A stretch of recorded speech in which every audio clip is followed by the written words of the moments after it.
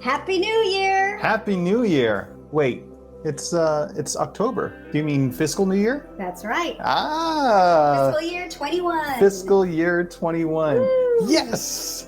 Welcome everyone. This is Karen. And that is Javier. Yes, we are. And Together, we are the Gov Gov Geeks. Goodness. Yeah, what are we doing here? It's like we skipped rehearsal or something like that. Welcome to today's show. Today we are going to be talking about how you can go about finding your true purpose, your passion, your career. The career that's right for you. Exactly. So let's go ahead and roll the credits here.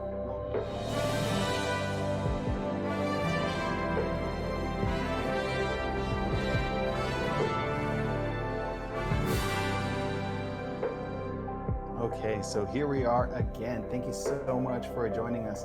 So here at the Gov Geeks, our whole purpose is to help individuals find fulfillment in public service. And the definition of public service is so large. There's just so many people doing good work for the public, but we are eager to work with all of you to help government function as best as it can. And as Karen so kindly mentioned, Happy New Year. FY21, fiscal year 21, begins today for the federal government, October 1st. Karen, the New Year's is pretty exciting. How's everything treating you so far? One day into it. So far, so good. I think it was really good in a sense where we made sure to take stock and pause for a moment about the past fiscal year, what went well, what didn't go so well, and just taking a moment to recognize all those accomplishments and then what we want to do for FY21. That's outstanding. That sounds like some good planning. Absolutely. Excellent. Well, today's show is all about how to find the career that is right for you. We're really excited about this topic. I mean, really, there's so many different positions in government. There's just so many opportunities that are out there. So if you're interested in public service and you're interested in a fulfilling career, well, one of the big old questions is, well, how do you even know which career is right for you? Exactly. And we're here to help you figure that out. Exactly. So we have a couple of suggestions for us today. And then we also have our questions and answers session, questions from the geekdom, as it were, the Q&A. We look forward to getting to that one. But before we get too far ahead of ourselves, I also just wanted to make sure and remind everyone that we have launched the Gov Geek Challenge. This is a 14-day challenge to help you find some fulfillment in government. At the end of the 14 days, you'll have a resume, you'll have next steps for your interviews, you'll have a better sense of career direction. So we really encourage you to come on out to thegovgeeks.com, see a little bit more about what the challenge is all about, and hopefully it meets all of your needs and we can be of value to you. Absolutely. Yeah. So with all of that said, let's go ahead and jump into our suggestions today. So I know the first one then is really finding what makes you happy. So Karen, how do you go about in your career finding the things that make you happy? That's a good question. I think it really ties into, you're not always going to be doing the task that brings you the most joy, but what about that task did you find joyful, or did you find some happiness in, and how do you tie it to what you're good at? Right. And we'll talk a little bit more about that later. But we all have these innate abilities, and oftentimes we can find that when we're working in the government, wherever you happen to be working. But especially, I know for me, it's just kind of taking that reflection, and I think reflection is key, of what you did that week, what you did that quarter, and kind of go through and see what really made me happy, or what portion of my job gave me fulfillment, right? And how can I get more of that, right? So as an example, I enjoy spreadsheets. Mm-hmm. I enjoy formulas. I'm a puzzle person, Mm-hmm. right? I think you're well aware of that. Very much so. So Excel, she is awesome at puzzles. Puzzles, coding, things like that. Mm-hmm. I enjoy it very much. So Excel is just something that I enjoy. So while I find that the satisfaction in that, I try to see how I can use that in my tasks. So often find ways to use it. It also makes things so much more efficient. Sure. So constantly learning more and more about how to utilize that as an important tool. So that's kind of how I go about it, is taking that moment to reflect on what I enjoyed about a certain task, and then again try to duplicate that throughout the rest of my career. Yeah, that totally makes sense. And it actually reminds me of Mary Poppins a little bit as well, because she's describing situations where people have to do chores, for instance. And she says the thing to do is to find what is fun about it. And then what has been a challenge is now a snap to do. So you're calling me Mary Poppins? Well, of course. That's yeah. awesome. You are the chic Gov Geek with Mary Poppins cred. Nice. I never even thought about it that way, but you're right. That's definitely what she was talking about. It's also interesting because she said to find the fun. And really hearing what you're saying about reflecting on your experiences, it's all about asking ourselves, well, what is it that I found to be fun about whatever the activity is, whatever the issues are, etc. So you want to go out and find more of what that is. And if you ask yourself, okay, what is it that I really enjoy doing? And you begin creating a catalog. And this is what you're mentioning a little bit about mindfulness and just being aware, having some good time to offer us some reflections. And as you are building up a list, you'll come up with known ideas that truly do make you happy. Right. Like I will say, this end of the fiscal year, always a stressful time. Right. Right. But I found myself sitting there at my desk and I'm very stressed out. There's a lot that I have to do, a little panicky, but at the same time enjoying it. I don't know if that makes any sense. I've learned that I really strive for that stress, and I enjoy that, and Sure. it helps me work better. So not that I say that's good for everyone or even good for me, but I noticed that, I took a step back in that moment. I was like, why am I so excited right now when I feel so stressed and overwhelmed? But it was just the anticipation of everything and just feeling that commonality with the rest of the federal government of what we're doing and all the work that we've done for the entire year. So it's just an exciting feeling. So well, it's cool because you identified something that creates some real energy for you. And energy is a fantastic thing. It can be something that can be corrosive, but it can also be something that is very exciting. And here's some great pictures, for instance, of when we're trying to go through and figure out some puzzles, some activities. These are all areas that really find joy for us. Cooking, baking, but really connecting the dot on that with what we have for our career. It's about finding what really kind of excites us. And in fact, the stressful moments can actually be very positive times. I mean, in fact, you could pay to go to an amusement park. Of course, once it's open and the pandemic is a little bit more under control, but people literally pay for thrilling adventures, stressful times, roller coasters, base jumping, things that have a lot of the adrenaline. Which is the same as the end of the fiscal year, let's be honest. Yeah, absolutely. Because it's all about like what you find fun. And that is the key thing. Really, what makes you happy? And as you're finding what that is, then you can seek that out.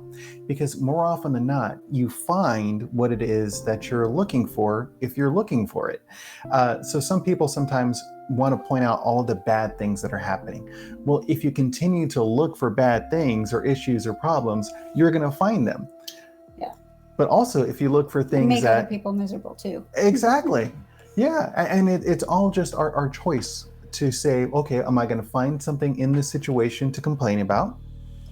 Or am I going to find something that really makes me happy? And then gravitate towards what that happiness is. Oh, and I love this one here, by the way. So yes, Karen and I and the family, we always love going out to the different comic book conventions. This one is at Awesome Con. We had the chance to meet the Punisher. We had the chance to go into the TARDIS, the very cool vehicle for the Doctor. I personally love having the chance to portray Captain America. That's always great too. Plus, when very fitting. Yeah, I love that, and that's actually the shield here in the back too. So we do get a lot of use out of that shield, which is so cool. Yeah, yeah, and I think something that was also interesting that I think find what makes you happy, but happy might be.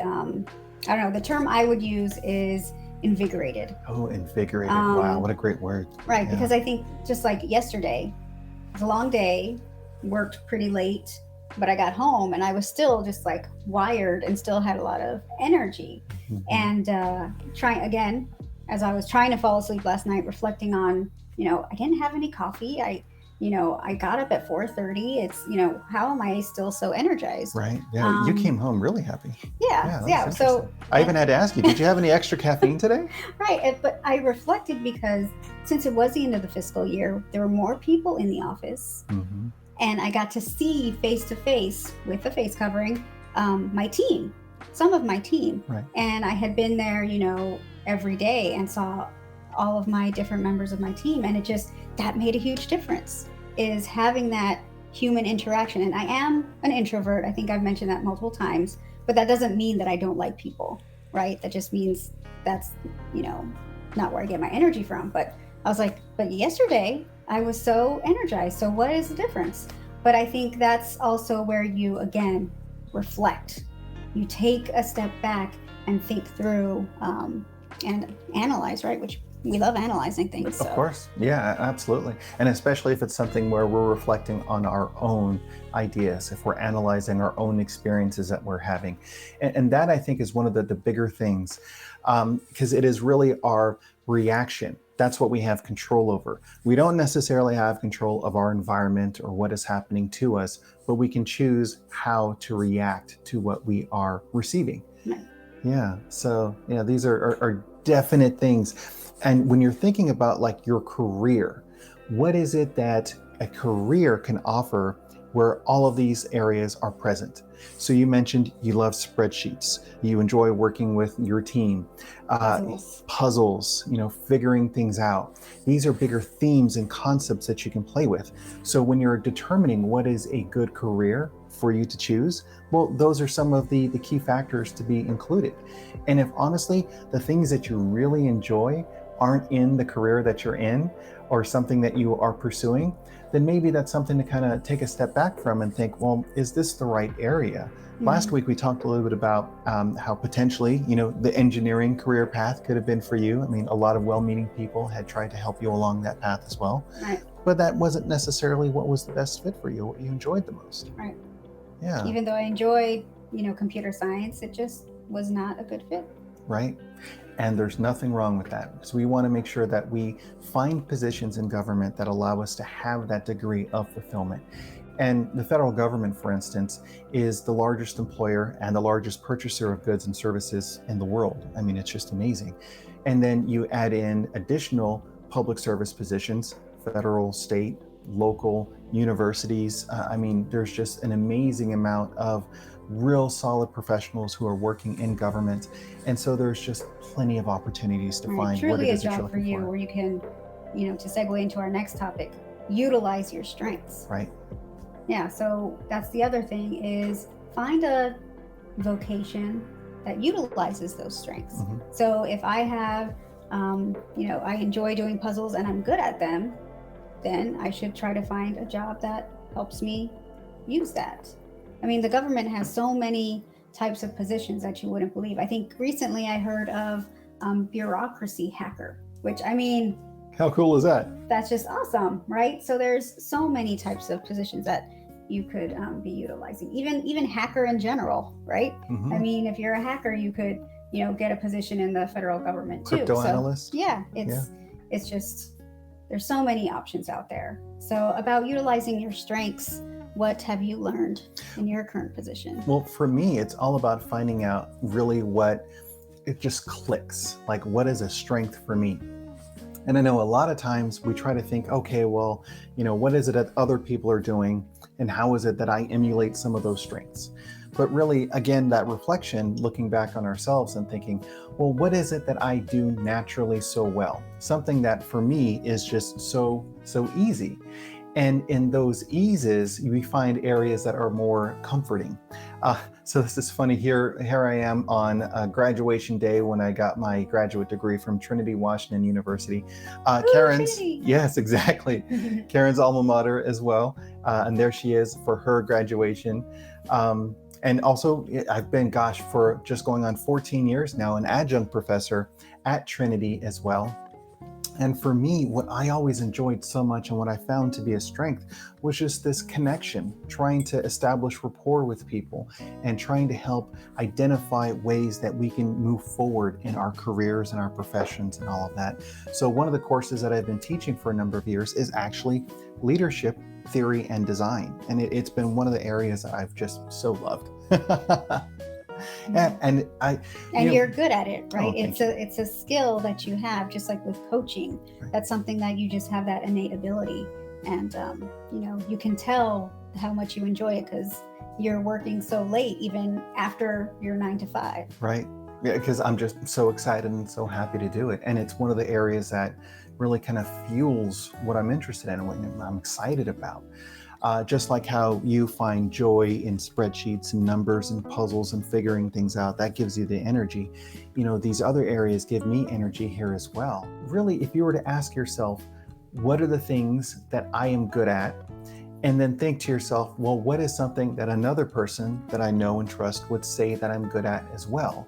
Because we're kind of in our own head about our activities and what we're doing and everything. We may not even realize what our strengths are because they come so naturally to us. Right, and it's a good point you make, because a lot of times that's where some of the feedback comes into play, right? Where as a leader, or even on your own team or in your own organization, even with friends or colleagues, you can sometimes identify their strengths right away, and you can help them hone those strengths, right? And that's always what we're doing, especially you as our dungeon master. And you identify the strengths of the different characters in order to make and build a coalition and a team. So that's really what you're doing in your career as well. And so that's something that you want to take stock in, is not only identifying your own strengths, but identifying others strengths as well. And I have a kind of a good story as far as I have a colleague that I was helping prep for an interview. So we were doing some mock interviews, and this is good. and we were just going over some questions, giving feedback, making sure, okay, make sure you hit that impact, because this person had just an impressive catalog for their career, right? And trying to make sure that they showcase it. And I didn't do anything really. I just helped give them that platform, that feedback, to make sure that they understood all that they've accomplished and their skills, and to highlight that. And they ended up getting that position. So I mean, congratulations to them. That's fantastic. Congratulations. Excellent. And again, I didn't really do anything other than provide that feedback and help them to gain their confidence in their skills and abilities. Well, a lot of times that's what we do in the coaching realm as well. So when we're coaching people, I know you've had experiences in these conversations with people that you were mentoring and coaching. And a lot of times they're looking at the resume thinking, oh gosh, I don't know if that's really such a good accomplishment, or I really don't feel comfortable. Mainly, they don't want to boast. Exactly. Or they don't want to boast. But really, their impact that they're having is just phenomenal. And sometimes it takes another person helping them and coaching them through that to ask them, well, how did it feel to have that accomplishment? Why was that such a big deal? How do you feel that you made this type of an impact? And oh, by the way, this really is a big deal. This is fantastic. Exactly. Yeah. You got an award from the entire organization, from the head of the organization. Right. Like, that is a huge deal. Yeah, absolutely. But I know a lot of times, just as in general human nature, we want to kind of recoil from that and think, maybe it's not as great, or it's not as great as what's going on over there. But really, these are all indicators about our strengths, about what it is that we can do well. And as long as we can recognize it, that allows us to find a career that is really meaningful for us. Yeah. And I think we talked a little bit about sleep, a little earlier. And so the next one is, what helps us sleep well? Yeah. And this is an interesting concept overall, because at the end of the day, you want to be able to rest well knowing that you did something that you really enjoyed, that you really found fulfillment in, and that you're really not just like worried about. So it's not like you're kind of laying there going, oh gosh, what a terrible meeting. I can't believe I did this or that. And here is an interesting one, a nice little picture of me. Karen loves the facial hair, by the way. but just the experiences that allow us to feel good. And this is the Gov Geek, the His other Geekmobile. love. Yes, my car is named Basil. Love my Mini Cooper so much. But the experiences that I have in riding with Karen and really enjoying the environment that we're commuting to work and everything, and those are the things that just really help me feel great and want to sleep happily. Not like, oh my God, I can't believe I did that, or I got to wake up tomorrow and go do this thing, or I'm really not looking forward to this meeting that's going to happen. Those are all indicators. Hey, Kim, thanks very much for joining us. Yeah, and I think, along those lines is I had to, again, end of the fiscal year, lots of stresses, had to tell, one of my teammates, don't take this home with you. It's difficult, especially now with COVID, and we have a lot of options to, we have, whether it's our phones or our tablets, to literally take the work home with us. I had to, just leave it here. Don't take this at home, or else, you're not going to rest. So, I think that's an important thing too, is that you need to take that time to enjoy the little things like my little puppy Clara. Yes, she's so cute. Who, by the way, is making an awesome appearance here on our mug. Yes. That was a nice gift that Karen got not too long ago. Christmas gift. But yeah, just enjoying those things and having that work-life balance, which is so difficult. And I often tell people, a lot of times it's not going to balance, right? One day it might be, heavy work and not so much family. Mm-hmm. But that's the part of the balance, is you are continually trying to meet that balance. You may not exactly make that balance, but you're striving towards that balance. Mm-hmm. So I think that's important. And also just, I think you've heard this many times, is as you're going to sleep, think through some things that you're grateful for, right, for that day. End the day on a good note so that you have a nice positive mentality before you go to sleep. And when you take all of these 3 suggestions together, it allows you to help find careers that are really meaningful for you. I mean, if you can know for sure that you get lost in the work that you're doing because you're so excited to do it, if you know for sure that it's something that really fuels the strengths and the gifts really that you have, that you feel good about that work, and when you can go home and rest well, knowing that you had the opportunity to do that you're reflecting on what you're grateful for, some good happiness. Those are the things that really do make such a difference and such an impact. I mean, all of those 3 things together. I'm curious, Karen, from your career, how is it that you've been able to bring all of these together?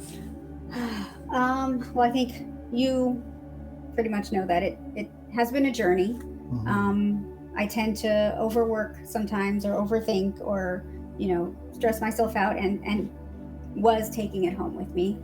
And I think especially with, there I am teleworking, with COVID and being in somewhat of a telework posture. Right. Honestly, I think it's helped, because even though I have the work here, I still try to maintain that boundary, which I've had to learn many times. So I think I've gotten it to a good place where I do have that boundary, but my mission is always mission first, people always, for my team, right? Mm-hmm. But the other thing is also, in the federal government, in the organization I work with, sometimes I do have to put the mission first, which is difficult, right? You, as my family, you realize that, and you all have been very supportive. And I think that's also the key, mm-hmm. is having that supportive network, that support system, but understanding that sometimes that will be the case. And it's definitely a push and pull sometimes, but again, trying to find that balance. So I would say reflecting has been one of the biggest things, because I wouldn't do that very often. So by taking that step back and reflecting on situations. Yeah. So our producer here is giving us a marker for 5 minutes left in our conversation this evening. It's just been such an exciting conversation. Yeah, and gosh, I mean, you look like so terrified. You're just like looking over, and that was just so weird. What's happening? My gosh, I almost wanted to like hold you, and be like, it's gonna be okay. We're gonna be okay, everyone. We're gonna get through this together. So we can go into the Q&A. Yeah, so let's go ahead and move into the Q&A session from the Gov Geekdom. We're excited about this one. So there are two really good questions. One we got not too long ago in one of our coaching conversations this week, and it has to do with where we are during the COVID pandemic right now. So the question was, how have interviews changed, or how has an interview changed during COVID? And really the overall idea is that, yes, there are a lot of more video interviews. There's a lot more phone interviews rather than face-to-face and in person. But at the end of the day, it's still about people. It's still about how are we going to make a connection that allows us to connect. And yes, Giselle, that is so true. Creating the space for yourself to reflect is so important. I mean, it definitely is. And trying to connect with who you are and have a good conversation, because that's really what it is at the end of the day. Is this going to be a good fit, not only for the organization, but also for the individual? Right. Yeah. And I think that kind of ties into the next question, which good thing Giselle is here. She honestly is where I learned a lot of my mindfulness. Oh, she's fantastic. I did a retreat with her organization. Oh my gosh.